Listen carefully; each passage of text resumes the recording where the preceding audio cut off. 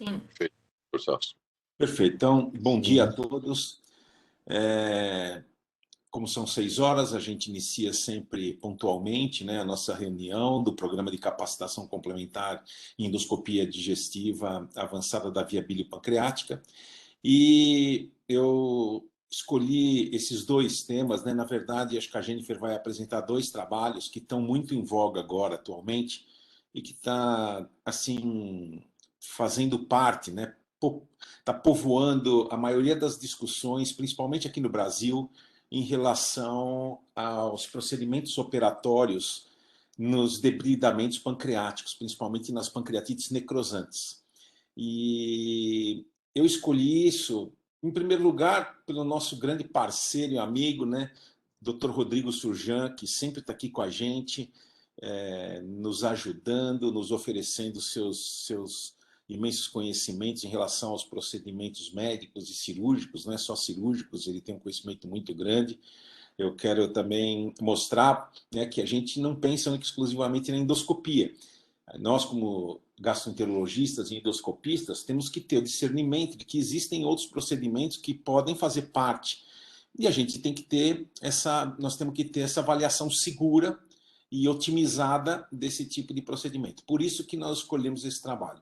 E esse trabalho também tem um motivo, porque eu tive agora na disciplina de cirurgia do trauma do Hospital das Clínicas, né, numa mesa onde se discutiu justamente isso. E nós temos aqui entre nós, no Brasil, um cirurgião que tem feito esse tipo de procedimento, que é o Dr. Roberto Haslan. E ele trabalha no Hospital das Clínicas, uma pessoa muito legal, muito bacana, que gentilmente mandou esses trabalhos, e eu acho que são trabalhos que a gente tem que avaliar. Só para vocês terem uma ideia, nesse trabalho tem endoscopistas que estão, como por exemplo o Stuart Sherman, o John DeWitt, são médicos que fazem parte, né, desse trabalho. Então, Jennifer, fica bem à vontade, apresenta o trabalho, os trabalhos que realmente são interessantes para que a gente possa discutir. Muito obrigado pela presença de todos. Obrigada, Dr. Celso. Bom dia a todos. Então, eu vou começar com esse trabalho, que é sobre os resultados pós-operatórios do desbridamento pancreático endoscópico e cirúrgico pela técnica transgástrica, que é uma técnica minimamente invasiva, e ela é, como a gente vai ver mais para frente, limitada a alguns casos específicos de de necrose pancreática. Cadê a próxima? Pronto. Então, atualmente, nos Estados Unidos, temos por volta de 300 mil casos de pancreatite aguda ao ano. A principal causa é a pancreatite aguda biliar, né? E desses 300 mil casos anuais, 10 a 15% acabam desenvolvendo necrose do parênquima pancreático e formação de coleções. A pancreatite aguda necrotizante é a mais grave delas. Ela gera disfunção múltipla de órgãos, tem um curso estendido de doença e a mortalidade é alta, em torno de 15 a 20% dos casos. A intervenção ela vai ser indicada nos pacientes infectados ou sintomáticos refratários a tratamento clínico. E atualmente em voga estão os tratamentos minimamente invasivos, tanto cirúrgico como drenagem percutânea e o tratamento endoscópico. Cadê? Próximo. Aqui. Então, a necrosectomia pancreática transgástrica, que é a técnica que a gente vai conversar hoje, ela foi primeiro realizada em 1996. E logo a seguir, no mesmo ano, já tem relatos publicados sobre a técnica. Ela é indicada especificamente quando a necrose ela está isolada no momento menor, que é onde ela vai ter um resultado melhor, e isso acontece em torno de 20 a 30% dos casos, né? Ela é uma técnica que pode ser realizada tanto por via endoscópica, que como ela primeiro surgiu, como a técnica cirúrgica. Na via endoscópica, através do endoscópico localizado na câmara gástrica, avaliada a localização da necrose e a partir dali realizada a punção com drenagem e colocação de alguma prótese local. Antigamente era colocada era dilatado, né, um orifício e colocada uma ou duas próteses pigtail. A partir do tempo, com o surgimento de novas próteses, foi realizada passagem de próteses metálicas e, posteriormente, o que ajudou muito, principalmente nesses casos onde é necessária a necrosectomia pancreática, a colocação de próteses com diaposição luminal. A técnica cirúrgica, ela envolve duas técnicas, na verdade, que é a técnica laparoscópica e aberta. E ela consiste na abertura direta da câmara gástrica. Na laparoscópica, principalmente, você pode até insuflar o estômago com CO2 por endoscopia e já realizar uma gastrostomia laparoscópica com acesso direto à câmara gástrica e, a partir dali, acessar a localização da necrose. E a técnica aberta, que você vai primeiro abrir, né, fazer uma laparotomia, achar a parede anterior da câmara gástrica, a partir dali ter acesso à parede posterior, onde vai estar essa necrose isolada. A abordagem inicial para o debridamento pancreático, ele ainda deve permanecer individualizado, dependendo da condição clínica específica do paciente, das técnicas disponíveis no serviço onde o paciente se encontra também. E ainda não tem um consenso na literatura sobre a melhor técnica para esse tipo de necrose. Então, o objetivo desse trabalho foi revisar a experiência de um centro grande nos Estados Unidos, que é a Universidade de Indiana, tem uma larga experiência em necroses pancreáticas, né, nos procedimentos de necrosectomia transgástrica, tanto por via cirúrgica e endoscópica, comparar os outcomes, né, como o paciente evoluiu. Foi, então, um estudo retrospectivo de um único centro, que é a Universidade de Indiana. Foi realizado entre o período de 2008 e 2019, e foram, então, incluídos pacientes consecutivos submetidos à necrosectomia transgástrica, tanto por via endoscópica quanto por via cirúrgica. No grupo foram incluídos pacientes menores de 18 anos, com pancreatite necrotizante de qualquer etiologia, independente da técnica cirúrgica utilizada. O tratamento inicial, em todos os casos, sempre suporte clínico, antibiótico terapia, e foi indicada a intervenção da necrose quando realmente necessária, né? E com pelo menos 4 a 6 semanas após o início do quadro da formação do cisto.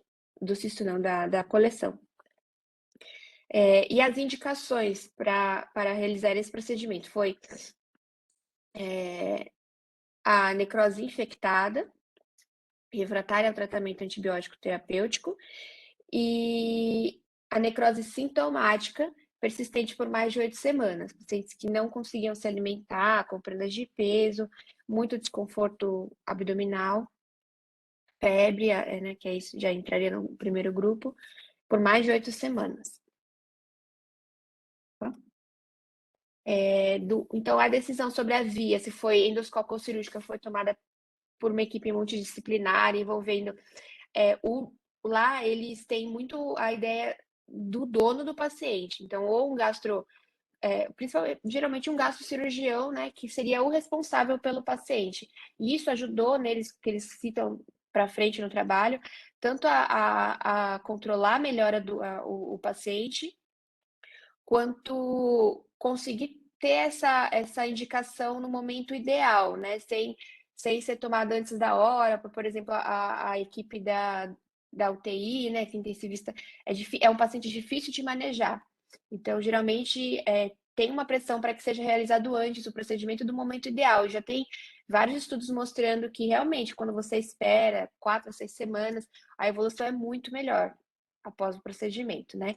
Então, foi feita toda essa tomada de decisão em equipe multidisciplinar, e foram, então, incluídos 643 pacientes que evoluíram com pancreatite necrotizante.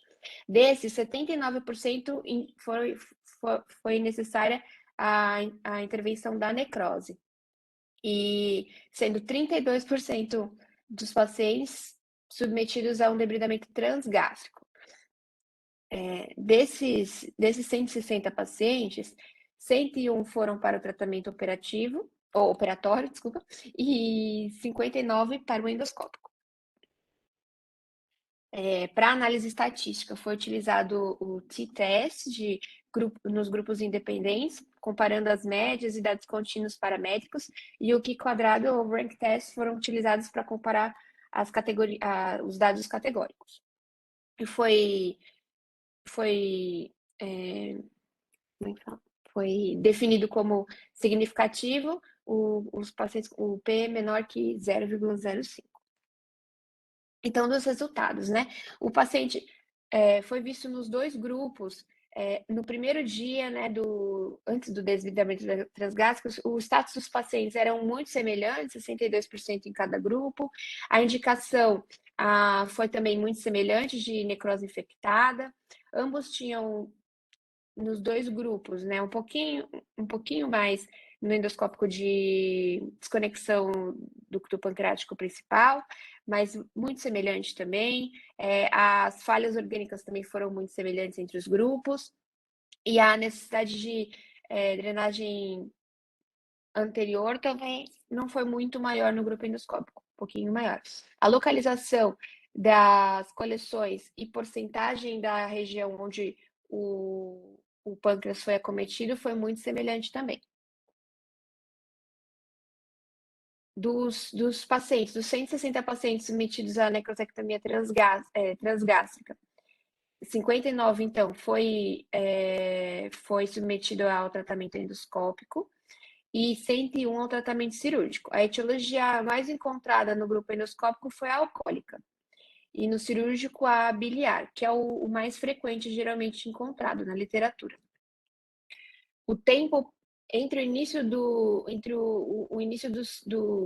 entre o diagnóstico e a realização do procedimento foi de 78,9 dias, mais ou menos 2 semanas no grupo endoscópico e um pouco maior no grupo cirúrgico, de 83,1, com mais ou menos uma semana à frente, ou menos.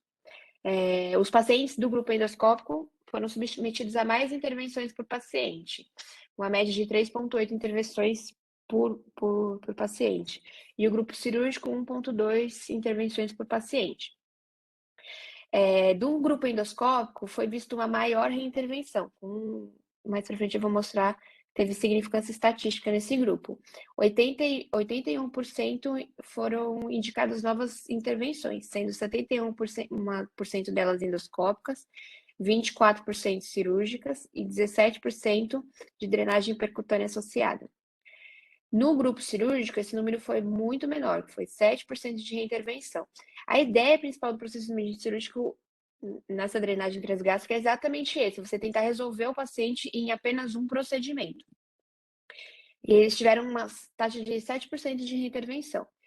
2% foi para drenagem endoscópica, 2% nova reabordagem cirúrgica e 3% de drenagem percutânea. Das complicações dos pacientes submetidos ao tratamento endoscópico, 2 evoluíram com perfuração transgástrica, com peritonite, sendo necessária abordagem cirúrgica, e 1% de choque hemorrágico. Das reabordagens, não teve nenhum caso de reabordagem na cirurgia, mas teve 4 casos de complicação pós-operatória, 2 de infecção de ferida operatória e 2 de fístula pancreática. Então, aqui a gente vê, né, o número de intervenções por paciente foi significativamente menor no grupo cirúrgico e mais que o dobro no grupo endoscópico.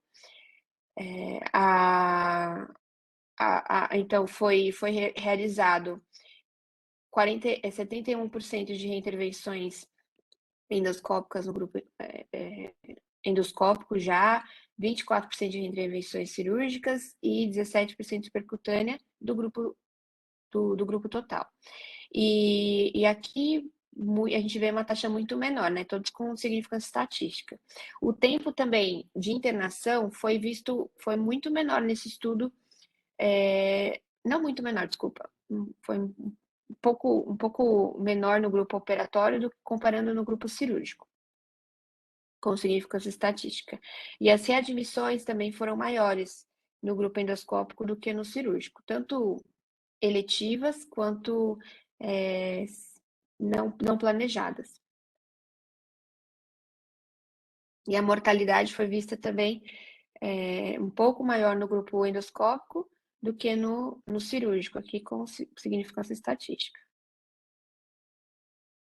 Na discussão desses resultados, né, foi visto que a abordagem endoscópica ela tem a vantagem de ser menos invasiva, né, ela evita uma laparotomia, uma potencial hernia a longo prazo, ela leva menos, diminui, né, o processo, a resposta inflamatória do procedimento, relacionada ao procedimento, e ela, desculpa, mas ela tem uma limitação, que geralmente são realizadas cistostomias pequenas, principalmente antigamente, onde era realizada a drenagem com pigtail e eram pequenos orifícios, né, pontiformes, que você dilatava e colocava 2 pigtails, e mesmo com o uso das próteses metálicas autoexpansíveis, você tem uma amplitude pequena da abertura da cistostomia.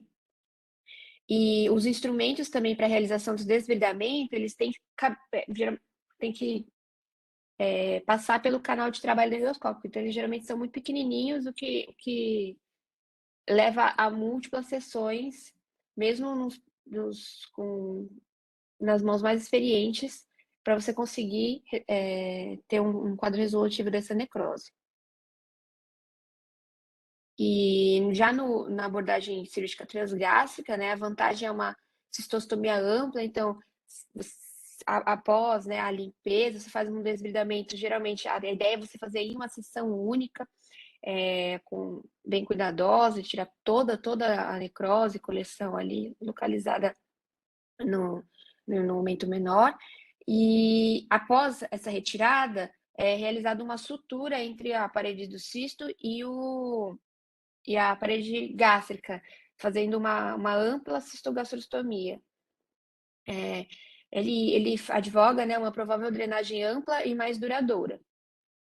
E a limitação dessa abordagem é que 20 a 25% vão desenvolver o pseudocisto retroperitoneal recorrente ou a pancreatite crônica, e precisam de um acompanhamento contínuo após o procedimento, para sempre estar na mão do cirurgião. A necrosectomia transgástrica cirúrgica, ela também foi vista como indicada, principalmente nos pacientes com pancreatite biliar necrotizante, onde é também indicada uma colecistectomia com colangiografia intraoperatória na mesma sessão do desbridamento. Então, você já vai indicar o paciente a um procedimento cirúrgico, aproveite e faria o debridamento, porque você já vai né, já vai submeter o paciente a um procedimento cirúrgico.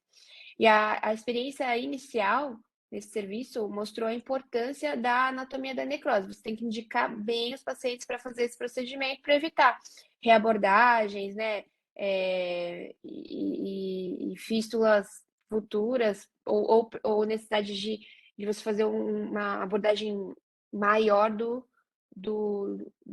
da coleção.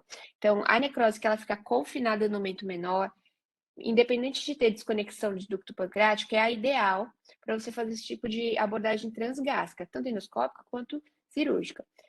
As necroses que se estendem pelas goteiras paretocóricas ou na raiz do meso, elas já são mais desafiadoras. É mais difícil você conseguir drenar toda essa cavidade, né? E essas porções mais distais têm alto risco de acúmulo de líquido, com formação de abscesso e necrose recorrente ao longo do tempo. Nas limitações do estudo que eu vejo, né, o estudo retrospectivo, ele não explicita para a gente a técnica endoscópica utilizada, o calibre, o modelo das próteses utilizadas, e isso pode ter corroborado para um maior índice de reabordagem e o tempo de internação prolongado.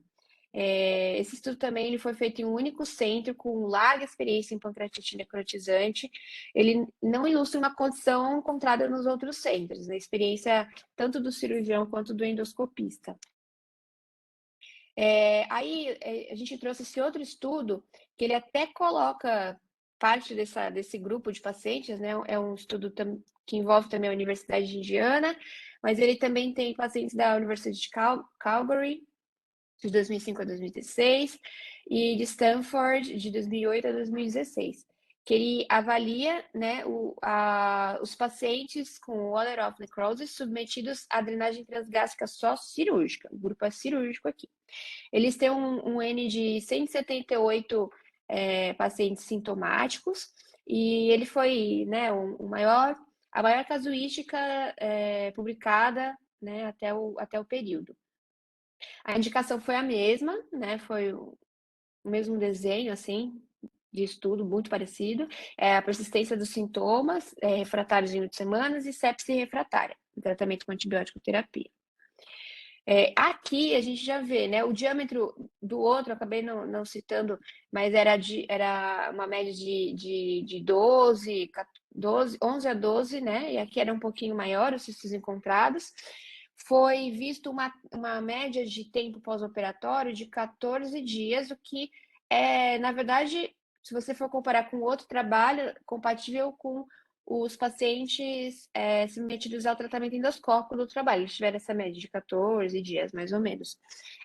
A readmissão também dos pacientes de 20% foi maior que encontrado no outro trabalho, e a recorrência também foi maior do que encontrado no outro, né? Você vê também aqui que a necessidade de reintervenção foi bem maior nesse grupo, no outro não teve nenhuma necessidade, desculpa, foi bem pouquinho, né?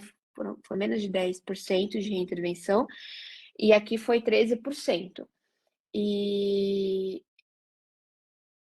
a resolução completa dos sintomas também foi um pouquinho menor comparada ao outro estudo, né? Mesmo englobando aquele serviço, a gente vê que já tem uma diferença e vai mais para o lado dos achados também do grupo endoscópico do outro trabalho, do que colocando esses outros dois hospitais, do que quando só tinha o Hospital de Indiana na jogada.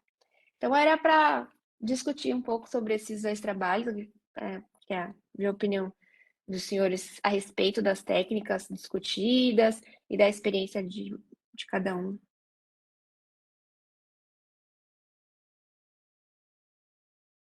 Perfeito, Jennifer. Muito obrigado pelas apresentações. Bom, eu vou iniciar a discussão, gostaria de saber a opinião, né, dos colegas que estão aí, do Humberto, da Raquel, quem tiver, por favor, se alguém tiver alguma pergunta, pode colocar no chat também, a gente vê, se não pode levantar a mão e falar. Eu acho que são dois trabalhos interessantes, num tema hoje, né, que realmente os cirurgiões estão tentando reviver uma técnica que é uma técnica já utilizada há muito tempo, né? Eu, quando era residente de cirurgia, a gente fazia essas gastrocistoanastomose, e a gente fazia uma gastrocistoanastomose ampla, e que a gente tenta imitar na endoscopia, né? Então, eu gostaria de ouvir aí os relatos aí, se alguém quiser falar, fica bem à vontade. Eu vi o Humberto abrindo a câmera aí, provavelmente ele quer fazer algum comentário, fique bem à vontade, Humberto. Eu acho que é um tema bem interessante para a gente discutir. Bom dia a todos. Bom dia. Muito bom ter trazido esses dois trabalhos, sabe? E a Jennifer apresentou de forma muito, muito boa. Eu acho que a comunidade médica está ajustando o tratamento desses pacientes. Então, assim, a gente viveu desde a época da laparotomia, com peristoniotomia e lavagem sequenciais, era uma catástrofe, né? Lidar com esses pacientes na UTI era extremamente difícil, os pacientes iam a óbito em um percentual muito grande. E a coisa está evoluindo. Eu acho que isso tem que botar na balança. Eu acho que o que vai ser importante, o trabalho já cita isso, a Jennifer falou disso, é da gente identificar que paciente que a gente está lidando, porque os trabalhos, às vezes, misturam os pacientes de forma põe tudo no mesmo tipo, na mesma cesta, vamos dizer assim. Como é que a gente pode individualizar? Eu acho que o trabalho já mostrou isso aí, o tamanho da lesão e a localização da lesão. isso vai determinar que tipo de abordagem, se vai ser cirúrgico, se vai ser endoscópica. Eu acho que isso é fundamental. Em termos de tempo, quando intervir, ficou se estabelecido que 4, 6 semanas seria o ideal pela maturação das coleções. E, e embora, assim, existem trabalhos mostrando até com 2 semanas de intervenção, seja percutânea, seja até endoscópica, né? Então, mas são trabalhos com um número pequeno de pacientes, né? Eu tive a oportunidade de dar uma revisada de 2 trabalhos japoneses, um falando de 4 semanas, outro falando de 2 semanas, tentando separar os pacientes. Eu acho que esse tempo não deve ser assim, no reloginho certinho. Eu acho que é a evolução diária desse paciente. E é óbvio, se o paciente tem um encapsulamento, é muito mais, pelo menos endoscopicamente, mais fácil, mais viável você fazer a drenagem do que uma coleção sem encapsulamento. Então, o tamanho da lesão, localização e quando intervir, eu acho que isso tem que ser individualizado. E aí, eu não vou fazer crítica, mas eu vou fazer uma ressalva aos protocolos, aos guidelines, que se tenta colocar o paciente dentro do guideline. Eu acho que tem que ser o contrário, a gente tem que pegar o guideline e tentar botar dentro do paciente, que, mais uma vez, aquela máxima, nós não temos doenças, nós temos doentes. A gente escutou isso na faculdade. Vocês têm que individualizar, vocês não têm que tratar a doença. E quando eu pego um guideline e eu tento colocar o paciente dentro do guideline, na verdade eu estou tratando de doença e não de doente. Esse é meu pensamento, né? Então, acho que não é crítico, o guideline veio para tentar uniformizar, mas ele pode engessar o pensamento médico, coisa que a gente já falou aqui. Então, acho que a gente está ajustando o tratamento desses pacientes.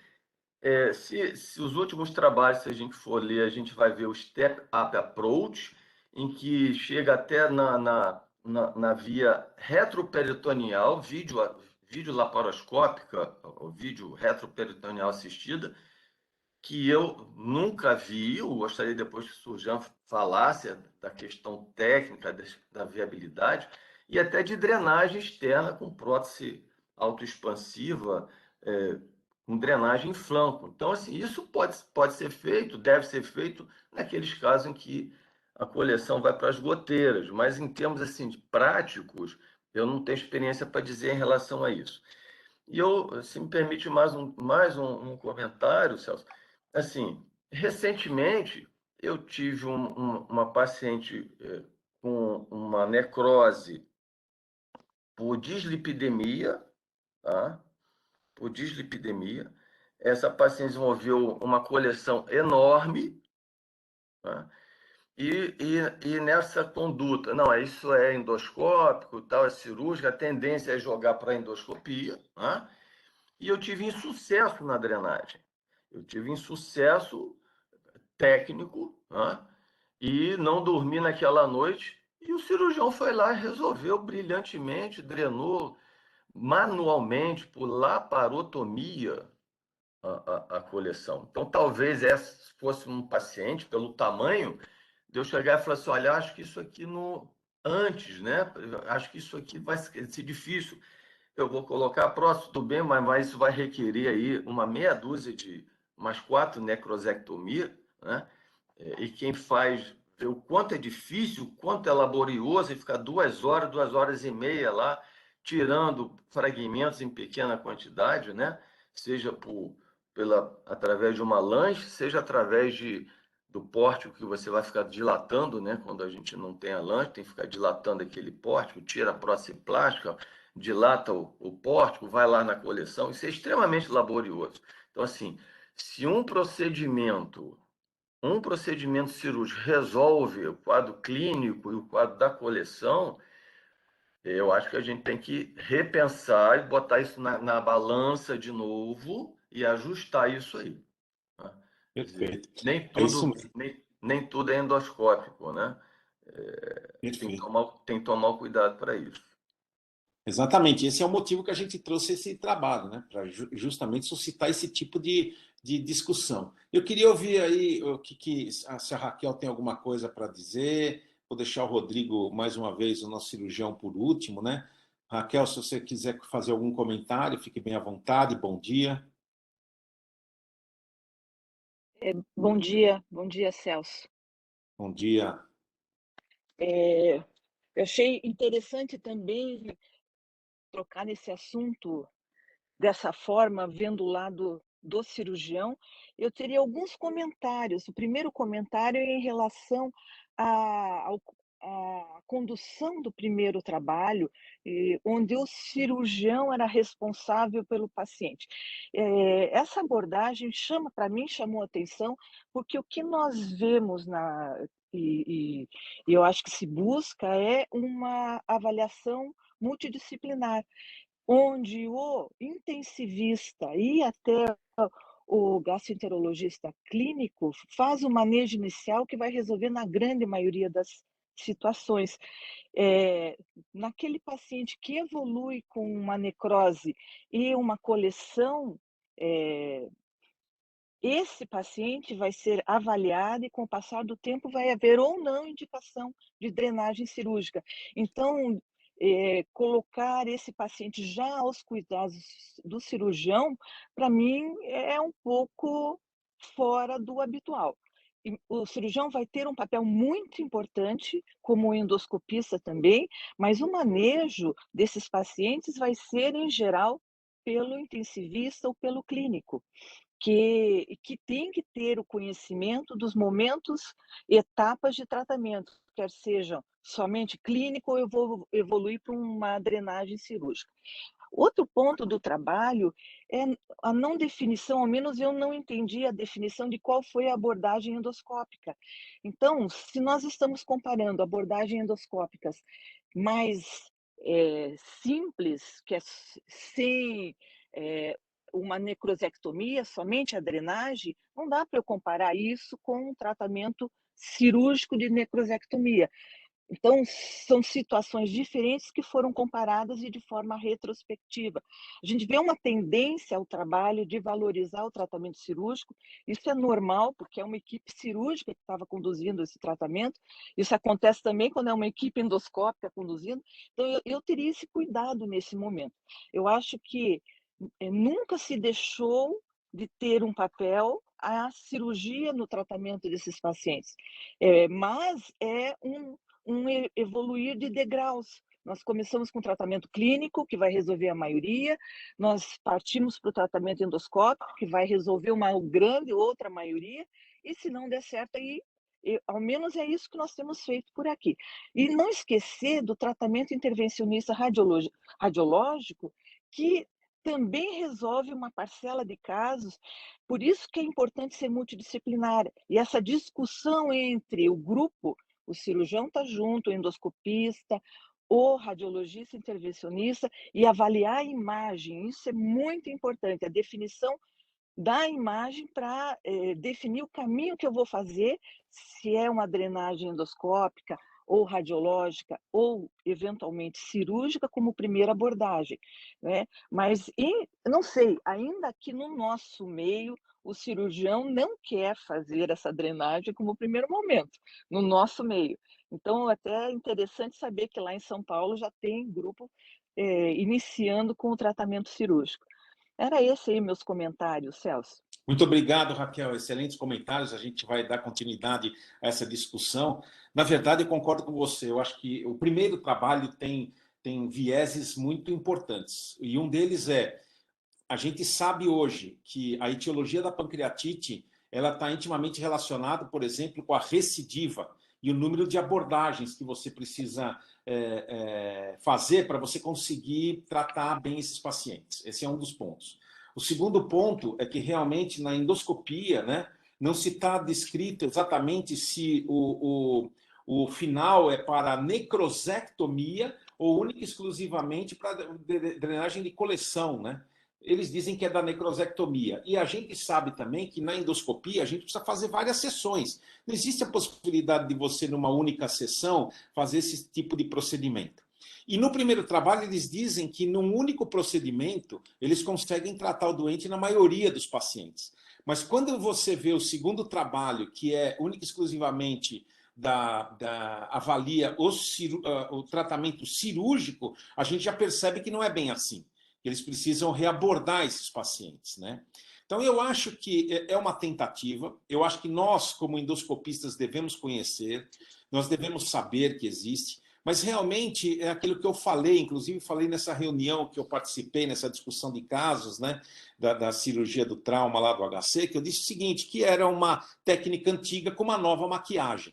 Então, na verdade, realmente é uma técnica antiga, da qual eu, quando era residente de cirurgia, a gente fazia, né, essa gastrocistoanastomose, e a gente já sabe os resultados. Tanto que no segundo trabalho se discute os problemas cicatriciais da cicatriz que podem acontecer, né? Como, por exemplo, hérnias, como, por exemplo, processos infecciosos, que aconteceram no primeiro trabalho.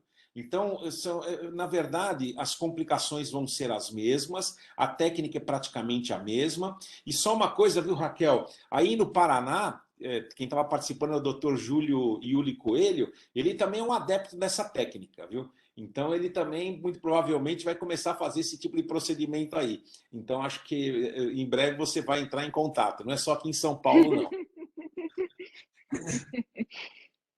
Então, vamos lá. Eu queria ouvir agora, se alguém tiver mais alguma coisa para falar, senão eu queria ouvir as considerações do Rodrigo, né, em relação a esses dois trabalhos, o que ele pensa a respeito disso, né, e o que ele achou realmente do ponto de vista científico dos trabalhos.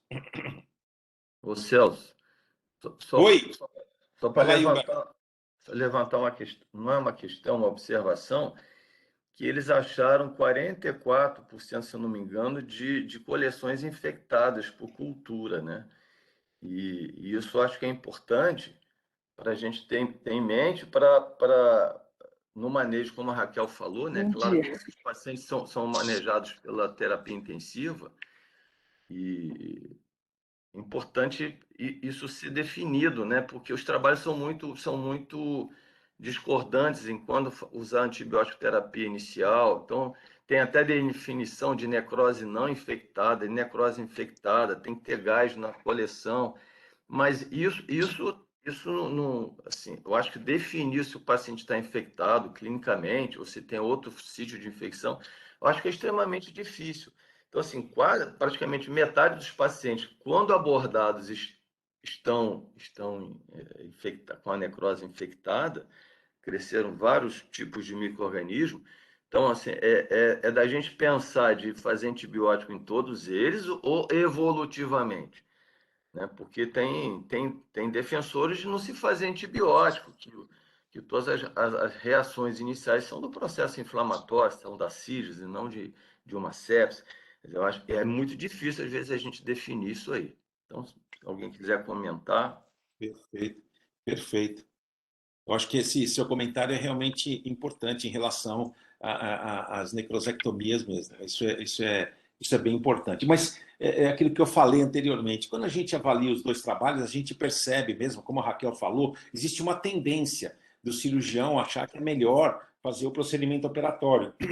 E a gente vê que o viés, na minha opinião, mais importante e que realmente determina os resultados é exatamente essa, ou seja, a maioria dos pacientes com necrosectomia derivada de uma pancreatite aguda biliar, a gente sabe já de trabalhos de acompanhamento que as pancreatites alcoólicas elas têm uma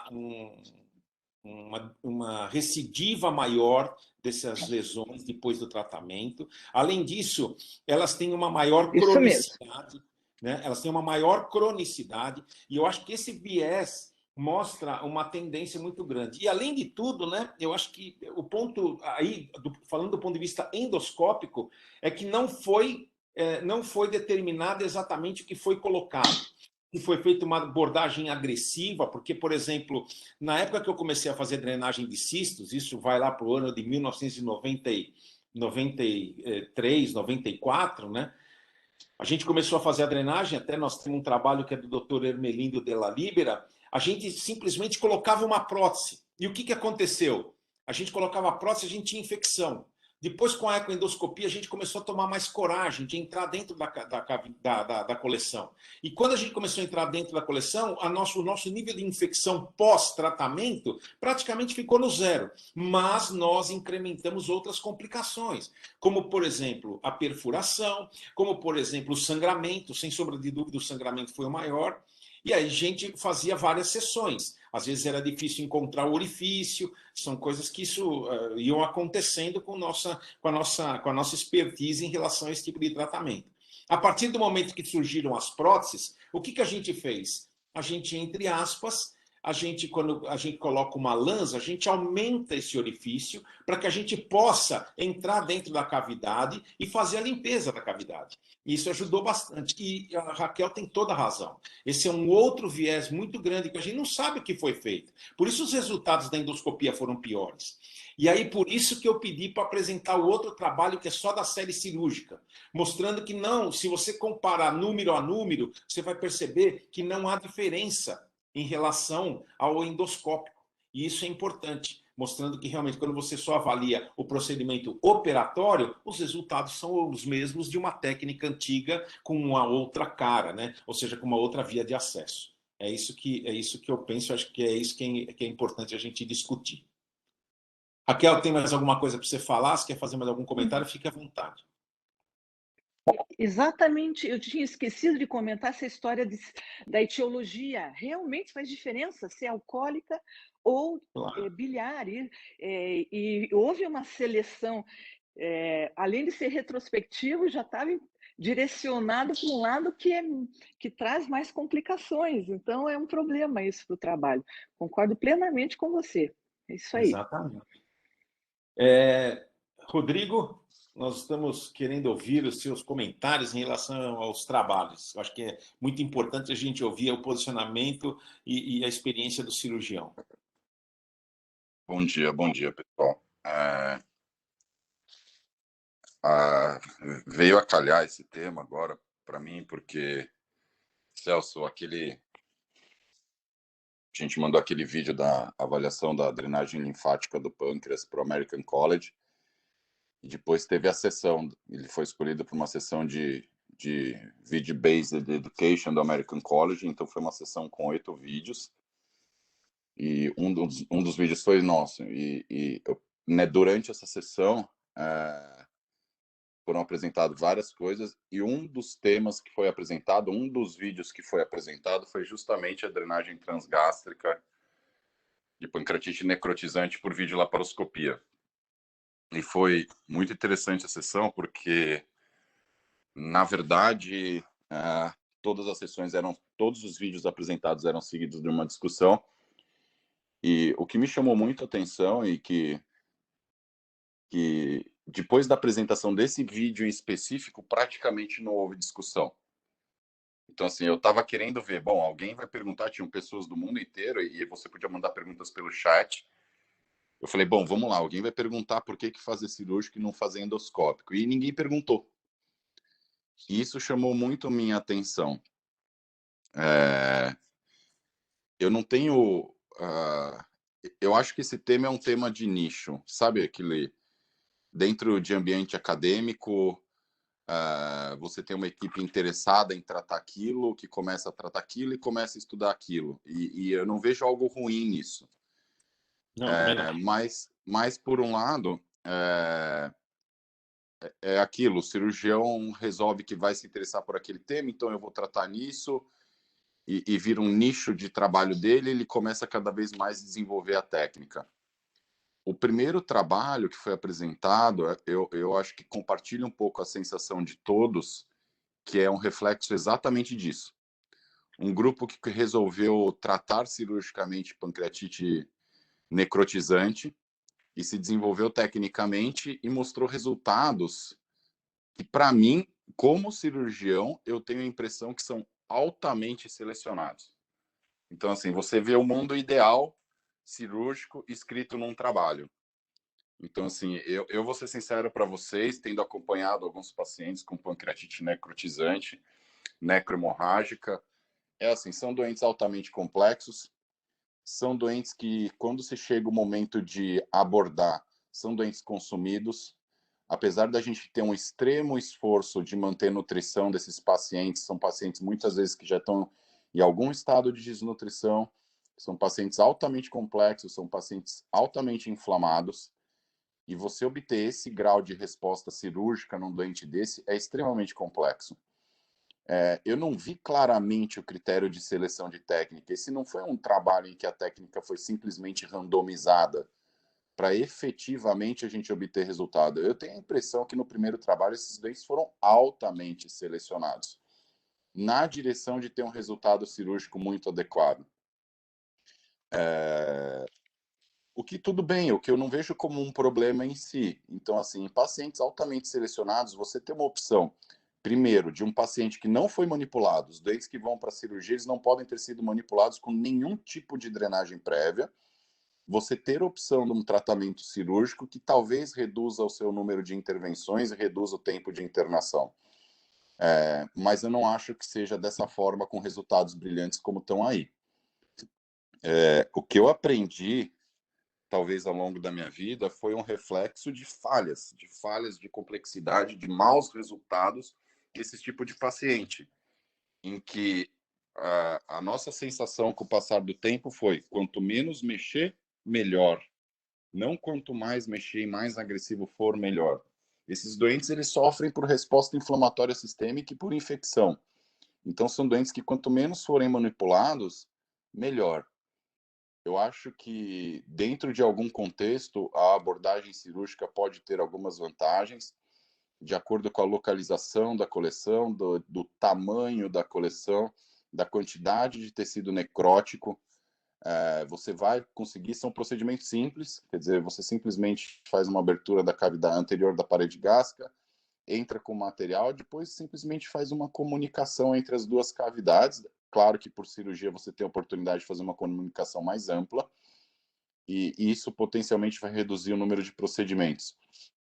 Mas, assim, na minha opinião, esses doentes sempre têm que ser avaliados do ponto de vista sistêmico.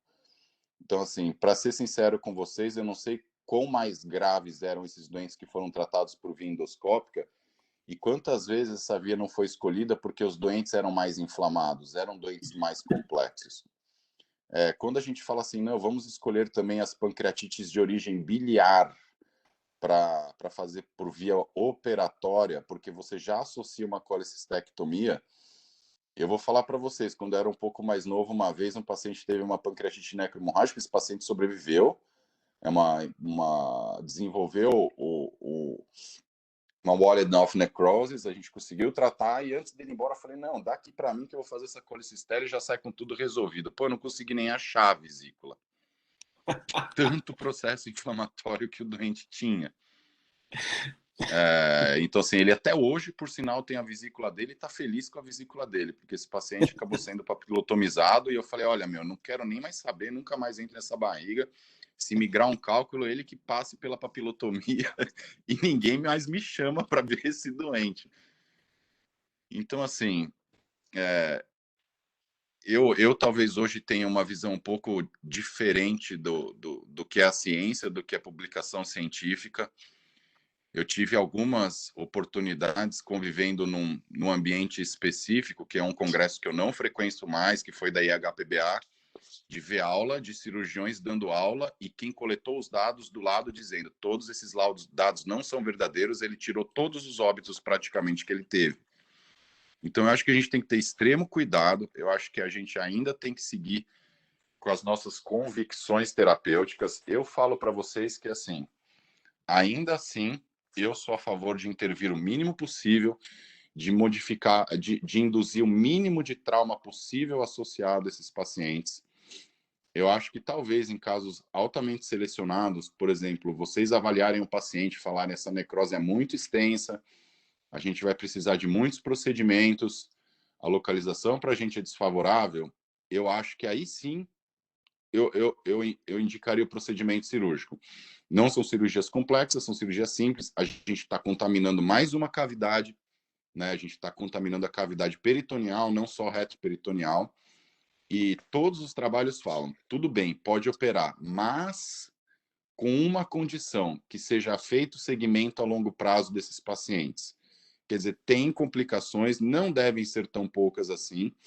Reparem que a gente vai para um resultado já significativamente diferente quando foram incluídos outros 2 centros, ainda incluindo os dados do primeiro trabalho, que para mim são assim, eu gostaria de viver no mesmo mundo do que aquele primeiro trabalho, mas eu infelizmente não vivo com esse grau de resultado.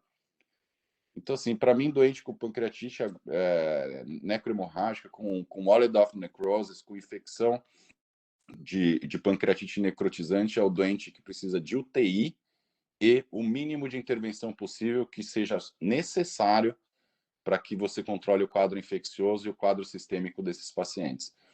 Me preocupo menos com o número de procedimentos por via endoscópica em alguns pacientes do que com a necessidade obrigatória de querer um resultado num único procedimento. Acho que é mais ou menos essa visão que eu tenho desse tema.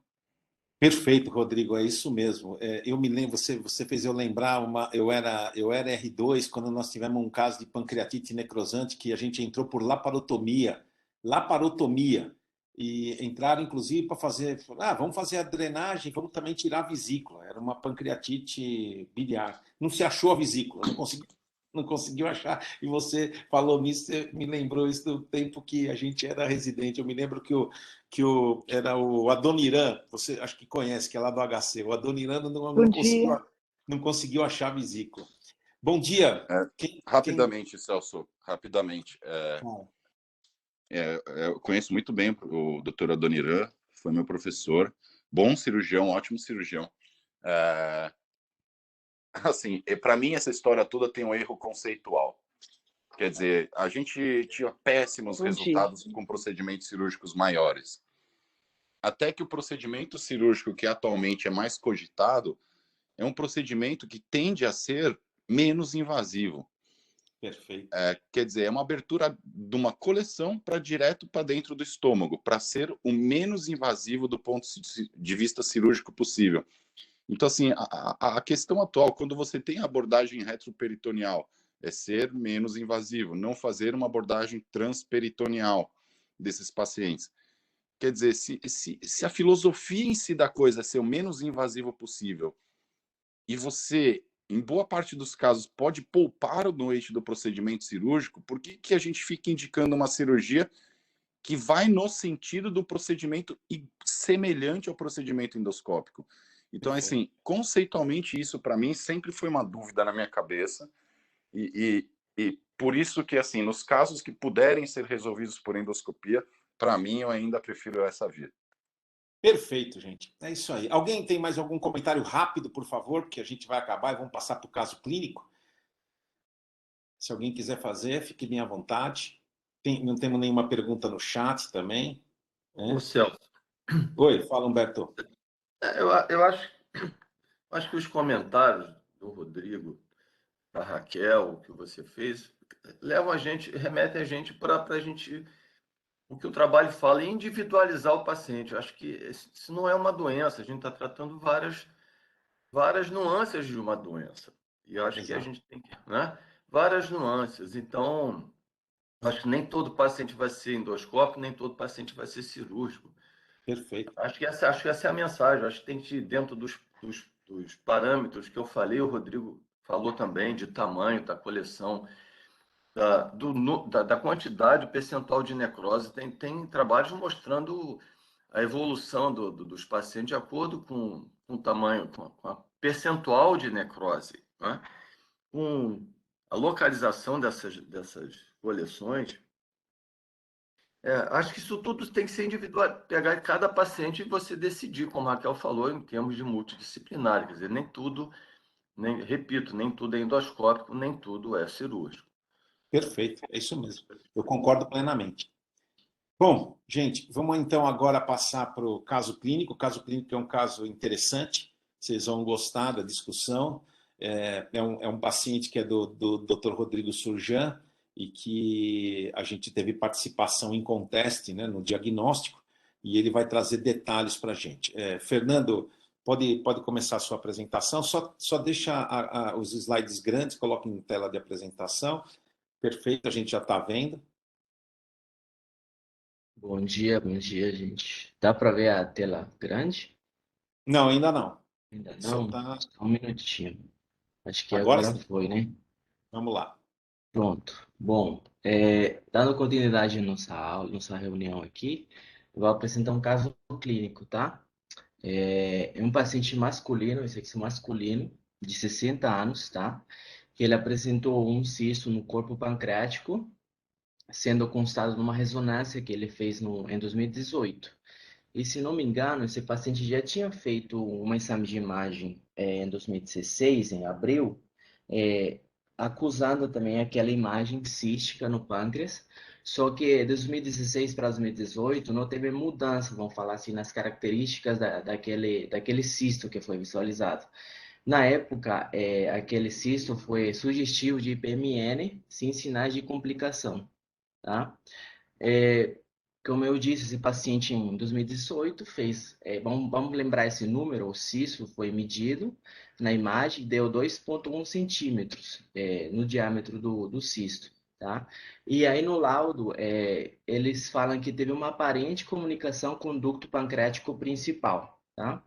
E eles descartam qualquer dilatação do ducto pancreático principal, tá? Posteriormente, esse paciente realizou uma ecoendoscopia nesse mesmo ano, tá? Acusando uma lesão cística pancreática compatível com IPMN, tá? Uma lesão de side branch, tá? Do secundário. Aí foi feito na época uma punção naquela lesão e a gente viu que foi compatível com um cisto multiloculado no corpo pancreático, tá? De natureza benigna, tá? Já que devido aos níveis de CEA e amilase, não era compatível com alguma lesão que fosse neoplásica, né? Posteriormente, continuou a investigação no paciente, continuou fazendo exames, né, de imagem para acompanhar aquela lesão. E em 2019, aí já a gente pôde ver que esse cisto cresceu, tá? Foi 2,1 para 2,4, tá? E aí já fala que tem também uma aparente comunicação com o ducto pancreático principal. E continua aquela discussão da EPMN do paciente, né? Passou o tempo, o paciente continuou fazendo controle de imagem para estudar a lesão cística. A gente pode ver aqui que em 2020 essa lesão já tá 2,4 por 2,4 por 1,5, já aumentou um pouco mais ainda o tamanho daquele cisto, tá? E não descreve ao lado da imagem alguma comunicação com o duto principal, tá? E em 2021 foi realizado um outro exame de imagem no paciente e a gente vê que de 2,4 foi para 2,6 o diâmetro do cisto, tá? E aqui já descreve uma comunicação com o ducto, tá? Mas seria do ducto secundário. Em 2022, que já é esse ano, que eu vou mostrar a imagem mais para frente, esse cisto continuou crescendo, tá? E esse cisto já a gente vê que não apresenta vegetação, não apresenta alguma complicação, vamos dizer assim, somente cresceu, na verdade aumentou o diâmetro dele, tá? E o laudo fala que pode ser compatível com o EPMN, continua a teoria do EPMN, que não tem sinais de complexidade, tá? Aqui tá as imagens daquele cisto. Fernando, vamos deixar agora aqui, então, as imagens. Eu queria que o Rodrigo, né, porque esse paciente é um paciente do Rodrigo, e eu queria que o Rodrigo desse, como médico, né, do paciente, as impressões dele, quais eram os temores dele, o que ele imaginava, né? Eu acho que o Rodrigo vai nos dar um depoimento, né, do médico que avalia. Esse caso é um caso extremamente interessante, gente. Muito interessante, de uma lesão cística pancreática, e a gente tem que prestar bem atenção dos temores, né, que nós, como médicos que avaliamos esses pacientes, temos, né? Não só aquele que faz o exame de ecoendoscopia ou que faz o exame, mas, Rodrigo, por favor, fala para mim quais foram qual foi o seu raciocínio clínico nesse paciente. Esse paciente é um paciente oriental, magro, super esclarecido, que vinha acompanhando essa lesão cística pancreática, que consistentemente fazia todas as ressonâncias sugestivas de IPMN, em todas as ressonâncias falando de comunicação com o ducto pancreático principal, e que tinha um exame, que era uma ecoendoscopia com o diagnóstico de um cisto seroso. Volta lá na biópsia, Fernando, volta lá na biópsia da ecoendoscopia. Aqui, do ano 2018. E... Isso é o anátomo-patológico, né, Rodrigo? Esse Sim. aí é o anátomo-patológico. Ou seja, a ecoendoscopia falava em IPMN, porque provavelmente ela seguiu o resultado da ressonância anterior, mas a biópsia, ela chamava atenção, mas sem firmar o diagnóstico de que se tratava de um cistoadenoma seroso. Correto? Estou correto? Você me corrija, por favor. Sim, exatamente isso, mas se eu não me engano, não era um doente que tinha uma biópsia da parede do cisto também. Eu acho que Foi tinha... baseado no CSA199 e amilase, correto? Sim, então assim, a gente não tinha uma biópsia de parede do cisto depois da punção, e a lesão vinha crescendo progressivamente num ritmo lento. O paciente com 60 anos de idade, um senhor oriental, razoavelmente magro, super orientado, e aí, quando ele passou em consulta comigo, esse doente veio assim: eu quero operar esta lesão. Aí, o que eu comentei com ele, falei: olha, realmente as ressonâncias sempre são sugestivas de PMN, existem alguns pequenos detalhes técnicos aqui que a gente, bom, não sei se eu posso dizer pequenos, mas assim, não foi feita uma biópsia em si da parede do cisto, e a lesão vem crescendo. Eu falei para ele: olha, mas a gente tem um diagnóstico de neoplasia cística serosa. Se a gente se lembrasse também. E o que esse paciente comentou comigo? Ele falou: doutor, eu não quero ter que operar isso quando eu tiver mais idade, e eu não quero que um dia seja operado e alguém fale para mim que tem um tumor dentro do meu cisto, que eu tô com câncer. Ele falou, então, assim, eu prefiro operar, eu prefiro operar do que ficar com qualquer tipo de dúvida, eu não quero ser operado mais velho, agora eu tô bem, então acho que meu risco é muito menor agora do que ter que operar mais para frente, se eu já tiver com algum outro problema de saúde, e eu não quero depois ser operado e alguém falar para mim que tem um tumor. Se a gente for ver o ritmo de crescimento dessa lesão, foi um ritmo de crescimento bem lento. E há um tempo atrás a gente discutiu aqui uma publicação do Mass General, com o protocolo deles também de neoplasia cística serosa, que eles operam aqueles pacientes que estão muito aptos para cirurgia, principalmente se for uma ressecção corpo-caudal, quando no diagnóstico a lesão tem mais de 4 centímetros, porque o crescimento dessas lesões tende a ser mais rápidas. E, assim, não vou dizer para vocês que talvez eu tenha uma massa de casuística que eu possa afirmar isso, mas o que a gente vê na prática clínica, nos casos que eu já acompanhei, é que isso realmente acontece. Então, assim, aquelas neoplasias císticas serosas que a gente já faz o diagnóstico grande, você fica repetindo o exame de imagem, elas vão crescendo meio centímetro, de um para o outro cresce 1 centímetro, e essas que são pequenas geralmente ficam nesses crescimentos muito lentos mesmo. Eu cheguei a discutir esse caso num tumor board, que acho que até o Celso participou, né, Celso? Sim, participei. E a opção geral dos oncologistas foi assim: não, acho que está tudo bem, acho que não é para fazer absolutamente nada. E aí eu conversei com o Celso e foi exatamente isso. Ele falou assim: olha, é um caso que, se tem um momento para a gente ter um diagnóstico absolutamente definitivo, confiar nele e realmente bater o pé para o doente e falar: isso não é cirúrgico, você não tem risco, quer dizer, tudo bem, são 8 casos descritos de câncer em neoplasia cística serosa na literatura internacional até hoje, 8. Eu falei: é agora. Então aí a nossa opção foi realmente por repetir a ecoendoscopia. Então vocês estão vendo que, assim, eu estava realmente tentando operar esse paciente. Exatamente. E aí o Celso fez a eco. Pode falar, Fernando, pode continuar. Bom, aqui na seguinte imagem, não sei se o senhor quer comentar a ecoendoscopia que eu Por fiz no favor, fica à serviço. vontade, pode comentar. Bom, esse paciente realizou uma ecoendoscopia no nosso serviço, né? Que a gente pôde ver aí a imagem compatível com uma lesão anecoica homogênea, com septos finos, né? Dividindo áreas oligocísticas e não tinha comunicação com o duto pancreático principal, tá? A gente mediu a lesão aproximadamente de 1,99 por 1,1 centímetro, tá?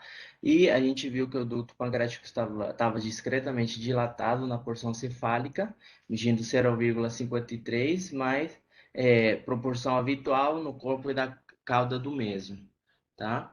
No laudo da endoscopia, a gente descreveu, né, sugestivo de cistoadenoma seroso oligocístico, foi feita a punção da lesão, o string test foi realizado também, o quadro negativo daquela lesão, e a glicose do fluido cístico foi de 42 miligramas por decilitro, tá? Os laboratórios que foram obtidos após a punção, né, do líquido, foi a CA199 deu 46, a glicose 39, CEA veio baixo, menos de 0,3 e a amilase 545, tá? E, finalmente, no laudo que veio anátomo patológico daquela lesão, né, uma lesão compatível com um cistoadenoma seroso, tá? Livre de atipias, negativo para necrose e não tem indícios de malignidade ou displasia da mesma, tá bom? Esse é o caso. Você tem a imagem do anátomo patológico aí? Esse aí eu não consegui. Foi o Ah, único que eu não tá. consegui. Tá? Ah, foi pena, porque na verdade nós temos um anátomo patológico e eu ia comentar com o Dr. Fila, mas foi o Dr. Fila que viu esse anátomo patológico, né? Sim. Saiu bastante parede, né? Mas infelizmente acho que a gente não tem. Deixa eu ver se eu tenho aqui para mostrar. Eu mandei para você a imagem. Eu sei que você me mandou, por isso que eu pensei que ele tivesse a imagem, mas Eu não tenho como compartilhar a tela aqui. você quer compartilhar? Você tem a imagem aí? Não consigo. Tem Ah, não, algum peraí. problema aqui? Não consigo. Peraí que eu vou. Você pode deixar eu compartilhar a tela? Eu vou sair daqui, então. Só um minutinho que eu vou passar para o senhor. Perfeito. Então eu vou compartilhar aqui. Vou mostrar a imagem, uma imagem muito bonita, né? Então deixa eu ver aqui. O Chrome.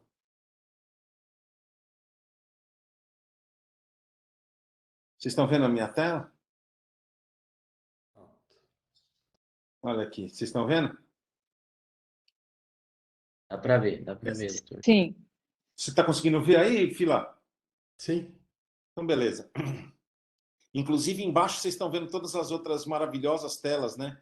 Que estão aí acompanhando o Dr. Filadélfio aí em Ilhabela, né? Sem filtro. Sem filtro. Muito bem. Olha, acho que da mesma forma que quando vocês começaram a analisar o caso como um todo, algumas pessoas não tinham dúvida do que se tratava, do ponto de vista histológico, quase que não precisa ser patologista também para dizer que esse Impressionante. cistoadenoma seroso. Não tem produção de mucina, ele até lembra um pouco uma célula oncocítica, que é comum no cistoadenoma seroso, né? Esse citoplasma avermelhado, né? Que é rico em mitocôndria. E sem produção de muco, tá certo? Então, Isso aqui que eu estou apontando é a parede do cisto, né? Que foi pega olha, esse aspecto circunvoluto você vai atravessando com a agulha vários cistinhos, né? Então você vê, tem vários tamanhos aí, não é? De espaço Sim. cístico. Não é a parede, você transfixou várias formações. Ele não é um oligocístico único, não é? Ele Não, predomina os cistos de exato. grande Ele tem tamanho, também mas ele não cistos, é único. Ele não é o microcístico típico, não Certo. é? Você pegou vários macrocistos, não é? Perfeito. Você foi cruzando várias estruturas císticas, não é uma parede isso daí, não. Me fala uma coisa, isso aqui é hemácia, correto? Aqui parou. Você tá me vendo aqui? Acho que você está parando mesmo. Está vendo aqui? Está vendo minha seta agora, Fila? Não, caiu. Voltou? Voltou. Aqui é hemácia, né, Fila? Oi? Aqui é hemácias. Onde eu Perdão. tô com a seta aqui, não sei se você está me vendo aqui. Hemácia, sim, sim, sim. Ah, Isso e eu, você está dentro do calibre da agulha. Então entendi. vem a lesão propriamente dita e o entorno, não é? Perfeito, perfeito. Isso aqui, você está vendo minha seta na tela, não? Tô. Isso aqui é tecido conectivo. O que que é isso aqui? Ah, Absolutamente nada. possi- possivelmente, Eu só sim. estou perguntando isso. Mas Me desculpa perguntar essas coisas, mas é que nós temos também residentes, né? Então eu quero que eles entendam exatamente aquilo que a gente vê. não, tranquilo, Celso. É um estroma muito frouxo, né? Delicadíssimo, né? Então, aí, basicamente, é fibroblasto, uma matriz seroproteica e, eventualmente, linfa, né? Material linfático, né? E essa área aqui, Fila, o que que é mais ou menos? O que é que você pensa sobre É essa do área? próprio, é uma área mais sólida do cistadenoma seroso. E Perfeito, sabe aquela cicatriz radial que às vezes você vê? Não necessariamente é fibrose, às vezes é uma área sólida do cistadenoma seroso. perfeito. Isso que você apontou é uma área sólida. Quer dizer, por exemplo, eu olhando para esse material, posso dizer com tranquilidade que veio bastante material, ou seja, veio material exuberante para fazer o diagnóstico de certeza de um cistoadenoma seroso. Ou Como seja, dizia eu meu quero professor deixar o Rodrigo japonês, bem tranquilo.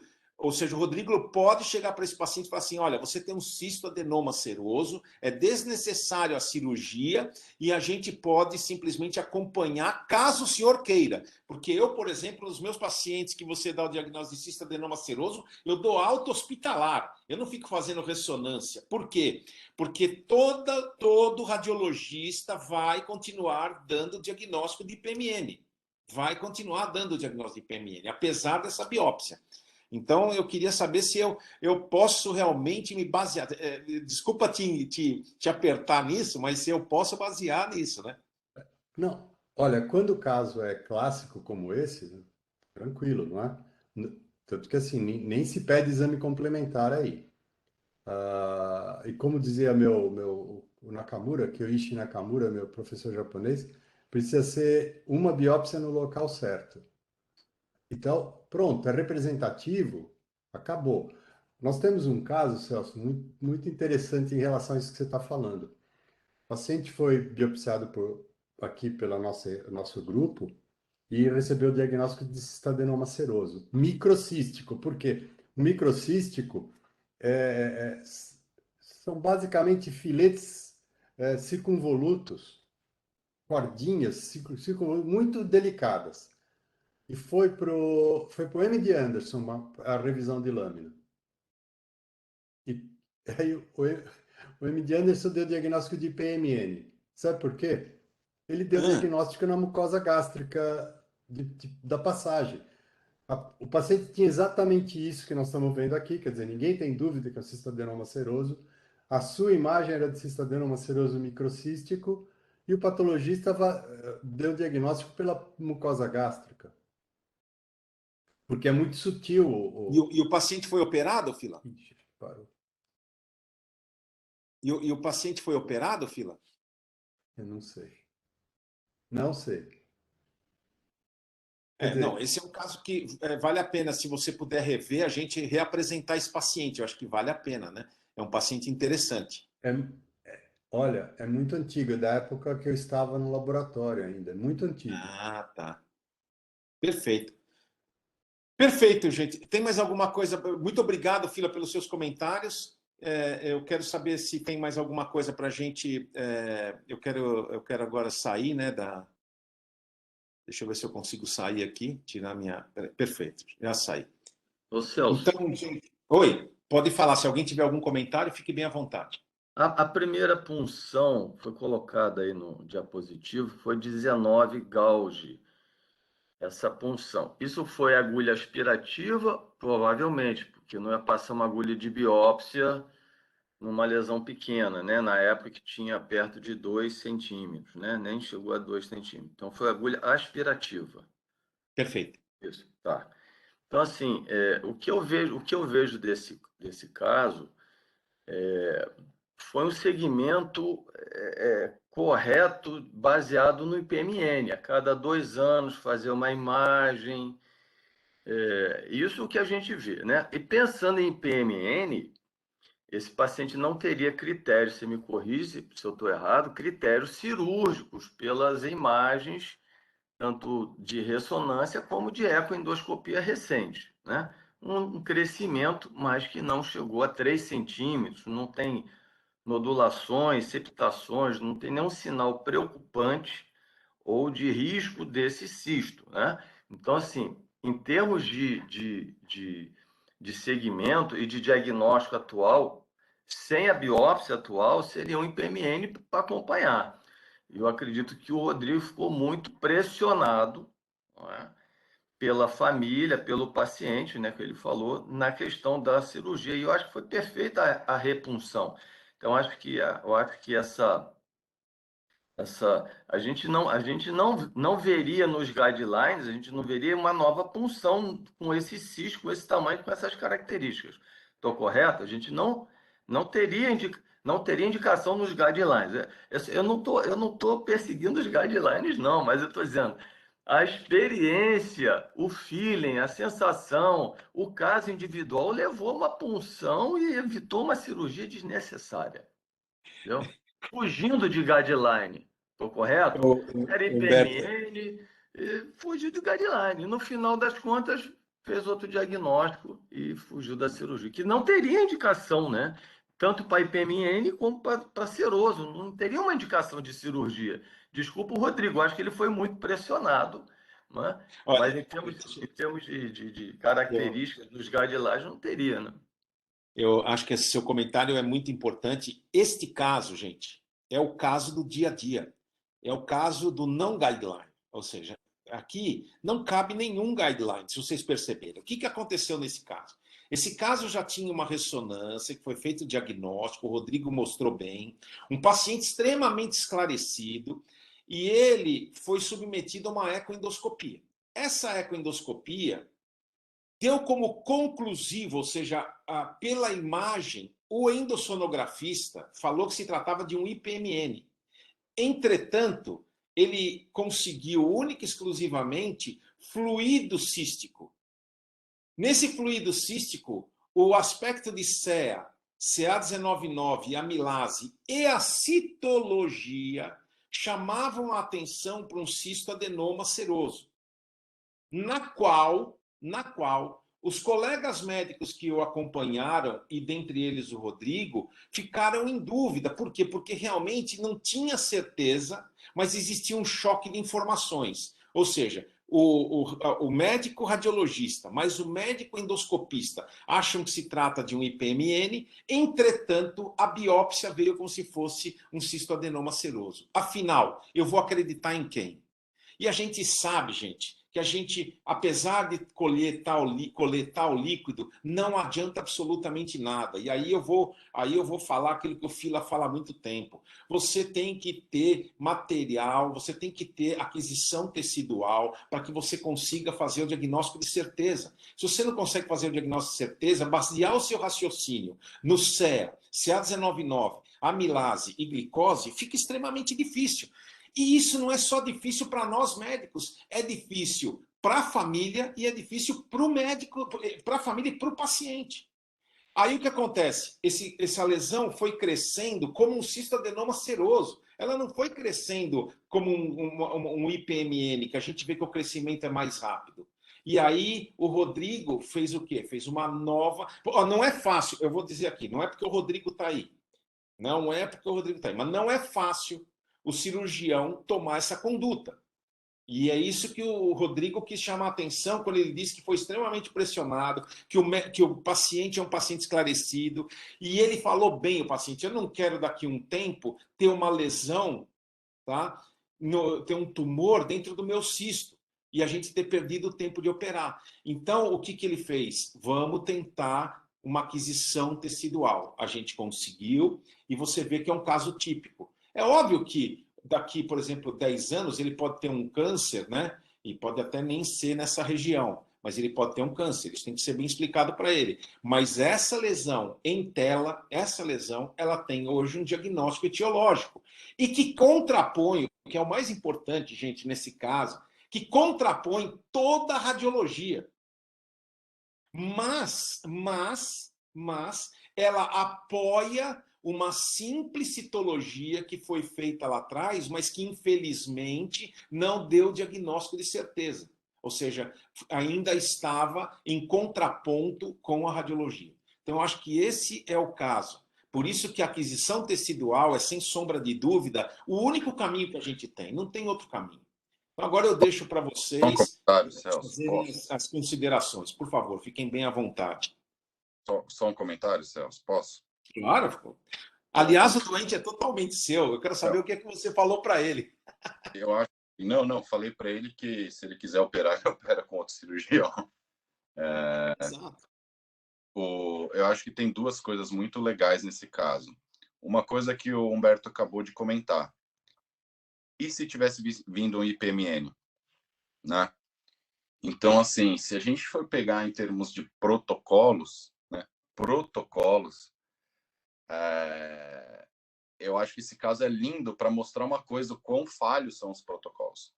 Então, assim, se esse doente viesse um IPMN, ele falasse para mim, eu quero operar, e esse doente fosse operado, em termos de protocolo, não estaria errado. Não. Então, assim, um doente sem comorbidades, magro, jovem, com uma lesão naquela famosa área cinzenta, né? Então, assim, muito próximo de 3 centímetros, numa localização favorável. Mas só uma coisa, Rodrigo. Com a Inês morta, ou seja, quando viesse a anatomia patológica da lesão, aí é que a coisa podia pegar, entendeu? Mas aí qual que é a questão?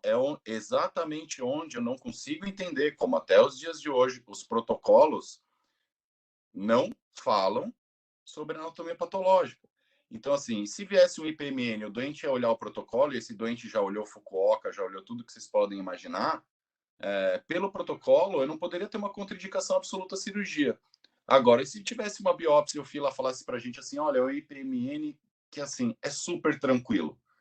Eu ia chegar para esse doente falando, olha, mesmo você tendo esse IPMN, eu não vou indicar a cirurgia, apesar do protocolo falar que ela deve ser considerada em termos anatômicos pela lesão que você tem, né?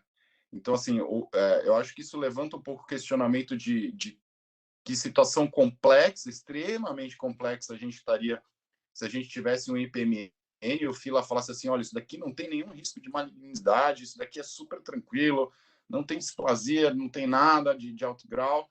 E eu ia chegar para esse doente e falar, olha, você tem um IPMN, está na zona cinzenta, tem quase 3 centímetros, mas eu não vou te operar. Mesmo assim. Então, aí a gente estaria num problema ainda maior. E o outro moral da história, gente, assim, vocês não precisam ser politicamente corretos. Esse caso está aí para o fila e para vocês tripudiarem em cima da ressonância. Aproveitem, tipo, mudou completamente. Não, gente, mas você falou uma coisa, Rodrigo, que eu quero que você pense, porque é o seguinte, o grande problema dos guidelines, e eu já falo isso há muito tempo, é que os guidelines são baseados na radiologia. Eles não são baseados em anatomia patológica.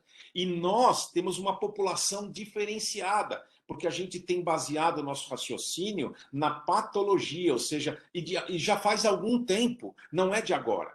Eu tenho, por exemplo, pacientes que estavam sendo seguidos como IPMN, que eram tumores neuroendócrinos císticos. Eu tenho vários casos de cistoadenomas serosos que eram acompanhados como se fosse IPMN e, na realidade, não eram cistoadenomas serosos. Eu tenho, por exemplo, uma lesão sólido pseudopapilar neoplásica que eram acompanhados com IPMN e que também não eram IPMN. Então, realmente, o grande problema desses guidelines é que o acompanhamento é feito por imagem. E o acompanhamento não, o diagnóstico, a inclusão do doente, como o Humberto falou, dentro do guideline, é feito pela imagem. Esse é o grande problema. Então, vou fazer uma proposta, e eu acho que isso pode ser um dos objetivos. Eu sei que pode parecer chato ou bobeira, mas eu te conheço super bem e sei que quando a gente discute ciência e quando a gente discute publicação, não é aquela discussão de reunião e que nada acontece, que você faz a coisa acontecer também. E eu gosto muito de que as coisas sejam dessa forma. Eu vou ser sincero para você, desse tempo todo que eu participo da reunião com vocês, de tudo que eu aprendi com vocês, eu acho que se esse grupo, acreditem, vocês sabem disso, a coisa não é discutida dessa forma em outros lugares, tá? Não é discutida dessa forma, os doentes não são conduzidos dessa forma, Não, pelo menos no nosso país, talvez, ou em muitos lugares do mundo. Eu acho que se efetivamente esse grupo pode dar uma contribuição científica super bacana para a comunidade internacional, é bater o pé fortemente nesse tipo de questionamento. Então, assim, a gente tem diversos colegas ecoendoscopistas aqui, vocês têm uma casuística gigante juntos, e a gente tem o FILA aqui. Então, assim, vamos bater na literatura, vamos virar e falar assim, ó, isso está errado. Então, assim, um IPMN de 2 a 3 centímetros, você só tem que operar se você tiver uma anatomia patológica mostrando sinais de preocupação. Eu não sei o que o FILA acha disso, mas será que existe o termo sinais de preocupação patológicos para as lesões císticas? Porque na minha cabeça é como as coisas estão se encaixando. Então, eu acho, sinceramente, estou falando de verdade para vocês, que essa é uma contribuição muito relevante que a maturidade desse grupo pode dar para a literatura. E acho que isso pode ser um divisor de águas. Com certeza. É isso mesmo. Não, a gente vai pensar nisso, com certeza. Eu acho que a gente vai sedimentar essa ideia. O João fez uma pergunta aqui para mim, aqui. Ele está fazendo uma pergunta para o Fila. Que o Fila disse o seguinte, que existe a possibilidade de confundir parede gástrica com IPMN e vice-versa.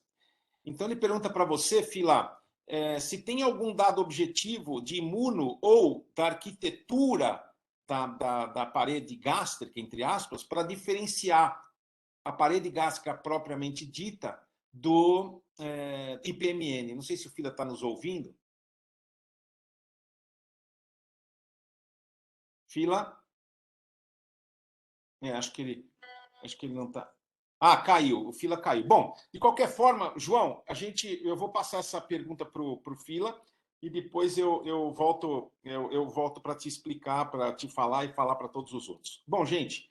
Celso, Oi, fala, Humberto.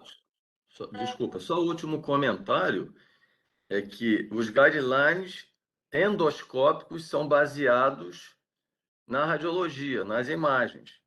Mas a Associação Americana de Radiologia permite, entre aspas, ou indica, entre aspas, punção de cisto acima de 15 milímetros só. Então, assim, há um choque de informações e que acaba confundindo esses guidelines, esses protocolos, e no final das contas, nós ficamos confusos.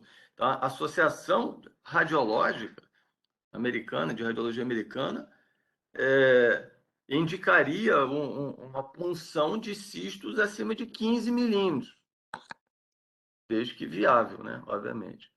Obviamente. Perfeito. Não, é isso mesmo, Humberto.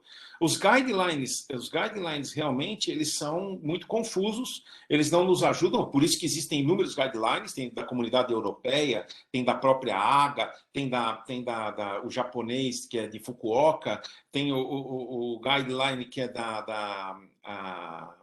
que é para cistos assintomáticos, que é da AGA, que eu já até citei. Então, existem muitos guidelines, porque eles são baseados em exames de ressonância, né? Ou seja, ressonância e tomografia, o que realmente, infelizmente, eles não têm uma sensibilidade muito elevada para fazer o diagnóstico de certeza dessas lesões.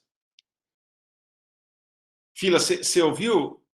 Você está ouvindo a gente?